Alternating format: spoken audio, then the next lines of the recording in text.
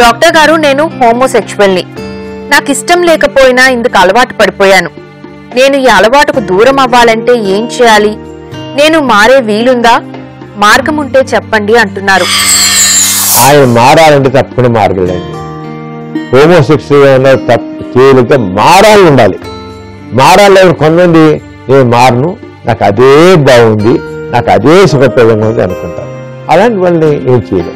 మారాలని మనస్తత్వం హోమోసెక్షువల్ అంటే స్వలింగ సంపర్కంలో ఉన్నట్లయితే వాళ్ళ బిహేవియర్ మాడిఫికేషన్ థెరపీ అని సైకోథెరపీలు అంటే సైకలాజికల్ చేసే చికిత్సలో ఒక పద్ధతి ఉంది, ఒక చికిత్స విధానం ఉంది.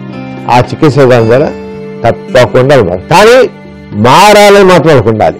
మారాలంటే హోమోసెక్షువల్స్ కూడా మామూలు అందరిలాగానే పెళ్లి చేసుకోవచ్చు, సెక్స్ అవ్వచ్చు, పిల్లలు కనొచ్చు.